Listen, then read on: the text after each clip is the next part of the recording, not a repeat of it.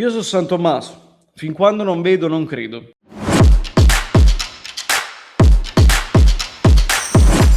Ma ormai credo, ragazzi, che la cosa è quasi certa, perché se parlano delle fonti autorevoli come Fabrizio Romano, Marchetti, giornalisti di Sky e un po' anche tutti i media italiani, la cosa è quasi certa. Sembra proprio che Conte lascerà la panchina del Napoli e sarà la sua ultima partita contro l'Udinese domenica e lascia il Napoli con un anno di anticipo. Nel suo percorso triennale, nel suo contratto triennale, lascia dopo soli 2 anni. E io, ragazzi, non so voi, ma onestamente non me l'aspettavo.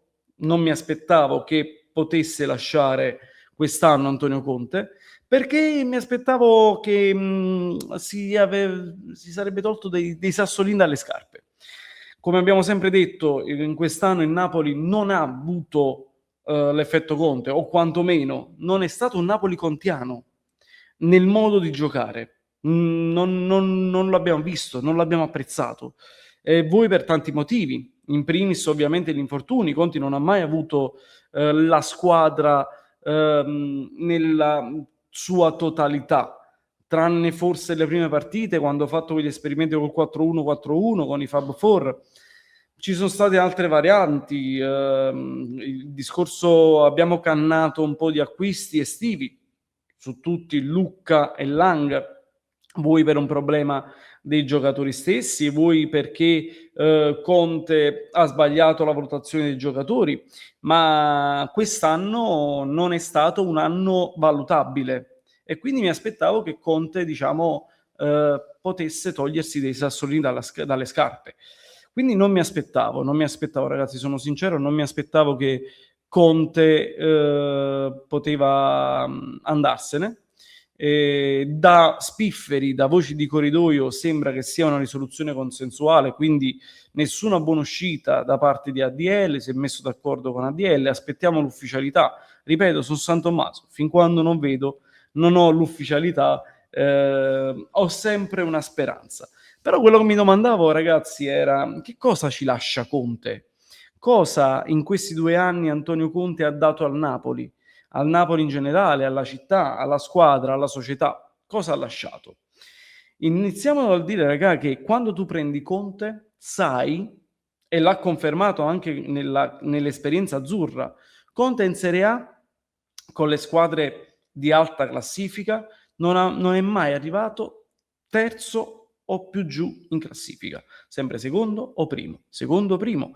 Quest'anno siamo arrivati, ormai non è matematicamente certo, ma basta un nulla per una differenza reti, arriveremo secondi e l'anno scorso abbiamo vinto il campionato. Conte è una certezza, Conte è stata una certezza per il Napoli, che se ne dica, è un allenatore divisivo, su questo non ci sono dubbi, è un allenatore che ti porta opinioni contrastanti, opinioni negative, opinioni positive, su più fronti, però è un allenatore vincente.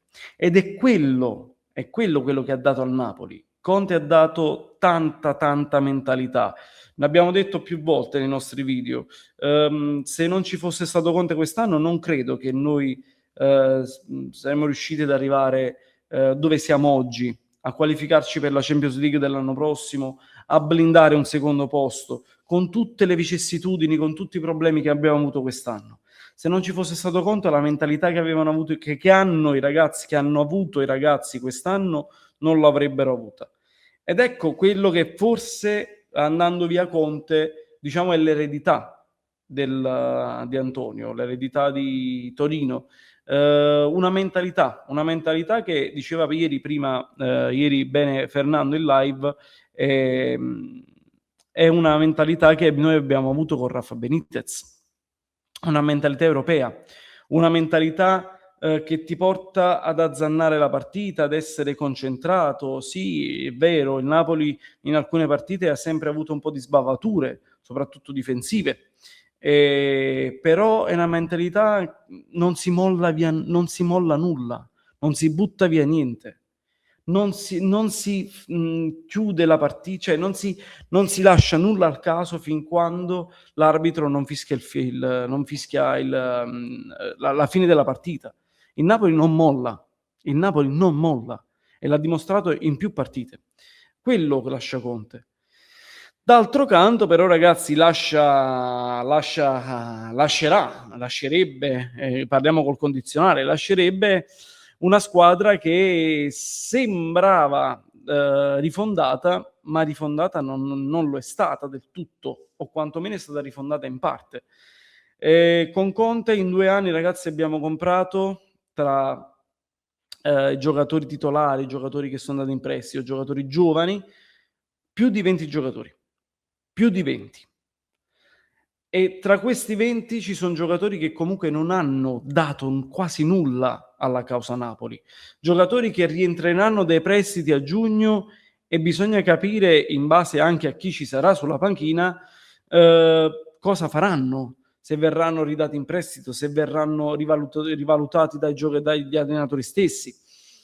E sono tanti 20 giocatori. E se tu hai comprato 20 giocatori e non abbiamo ancora una rifondazione certa, perché io sono certo, ragazzi, che quest'anno, che ci sia Conte o non ci sia Conte, molti giocatori hanno finito un ciclo a Napoli. Molti giocatori andranno via e tu devi, tra virgolette, rifondare. Cosa ci ha lasciato Conte in squadra? Conte ci ha lasciato anche un'età media più alta e quindi noi è anche un tetto ingaggi aumentato. Quello che dovrà fare il Napoli sicuramente è un abbassamento del tetto ingaggi e un abbassamento dell'età media della squadra.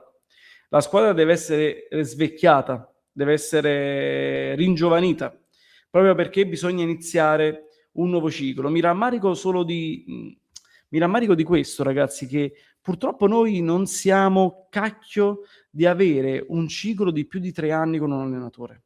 Sembra sempre che arriviamo a un punto dove che però non si chiude mai un cerchio, non si chiude mai un progetto. È un peccato, è un peccato.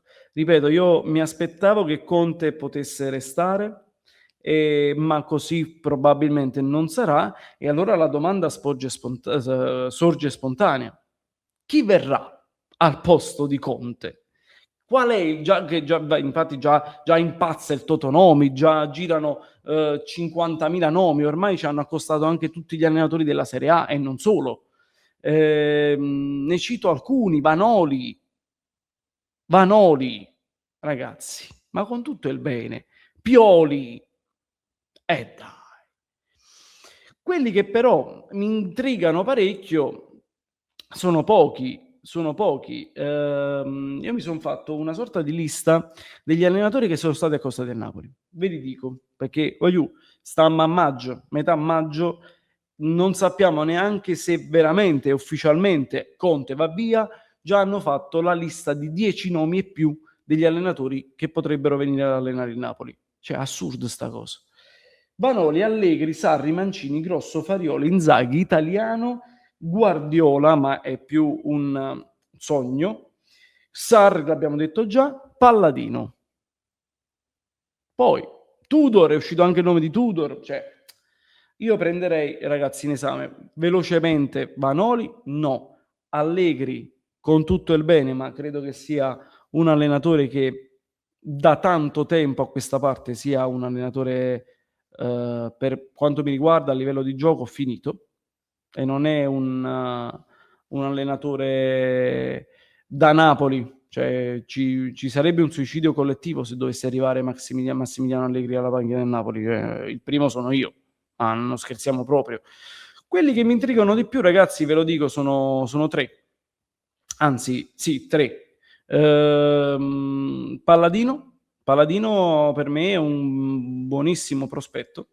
È un buonissimo prospetto, è un buonissimo allenatore, giovane, emergente, ha fatto benissimo a Monza, ha fatto benissimo a Firenze, sta facendo benissimo con l'Atalanta.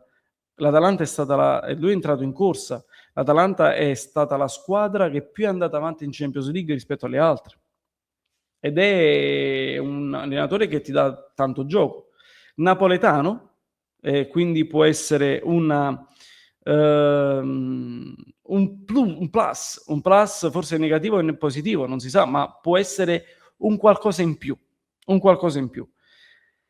Non sono d'accordo con la minestra riscaldata Sarri, con tutto il bene, non so voi cosa ne pensate, scrivetemelo nei commenti, anzi a proposito ragazzi mettete like e fate girare l'algoritmo, iscrivetevi ai nostri canali social, mi raccomando. Dicevo, non sono d'accordo con la minestra riscaldata Sarri, perché noi abbiamo un ricordo del comandante, un ricordo romantico, un ricordo bello che potrebbe far chiudere un cerchio, ma ragazzi sono passati 10 anni.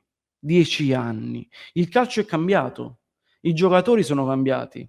Stesso Sarri è cambiato. Sarri oggi, mi sono scritto un po' di dati, Sarri oggi è quello che ha ancora la media punti più alta degli ultimi anni del Napoli, con il 2,39.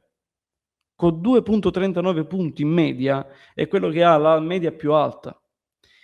Con i 91 punti fatti nostri del 17-18 in quello scudetto perso in albergo, Sarri ci ha fatto vivere un sogno, ma è un sogno che rimane tale, che è rimasto tale in quell'anno lì.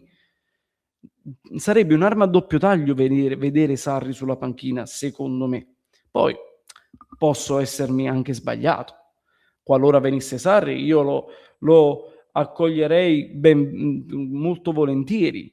Però ho paura, ho timore che Sarri, che soprattutto noi tifosi, viviamo Sarri con i ricordi del passato. E non so poi quanto possa essere una cosa positiva. C'è c'è Farioli che pure mi interessa e mi intriga parecchio, ma credo che dopo aver vinto il campionato in Portogallo probabilmente continuerà la sua esperienza europea, e anche se è un giovane emergente. E poi ragazzi c'è il sogno mio nel cassetto.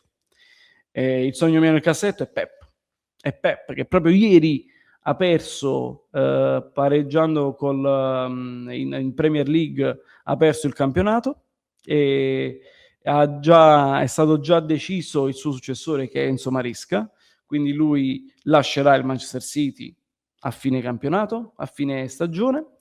E ragazzi, non lo so, ho questo sentore, anche se costa parecchio, costa tantissimo, però sognare non costa nulla. L'anno prossimo sarà l'anno del centenario. Il Coupe de Théâtre di De Laurentiis potrebbe essere servito su un piatto d'argento. Guardiola è libero. C'è De Bruyne in squadra che potrebbe fare da trampolino di lancio. E poi Guardiola ha sempre detto di voler allenare nei top campionati europei. Gli mancherebbe la Francia, ma c'è Luis Enrique, quindi non credo che gli cederà il posto. E manca l'Italia. Quale occasione migliore? Una cosa, e chiudo il video ragazzi, una cosa mi viene da ricordare: chiunque si è seduto sulla panchina del Napoli post Conte ha sempre fatto bene, perché Conte sì è divisivo come dicevo prima, ma Conte è un allenatore che ti prepara la squadra, ti dà un plus, ti dà una spinta in più, e quella spinta resta anche dopo che lui se ne va via. Quindi io credo che abbiamo la tavola apparecchiata, bisogna scegliere bene eventualmente l'allenatore post Conte e niente, aspettare l'ufficialità con nostro rammarico. Bene ragazzi, al prossimo video e forza Napoli sempre.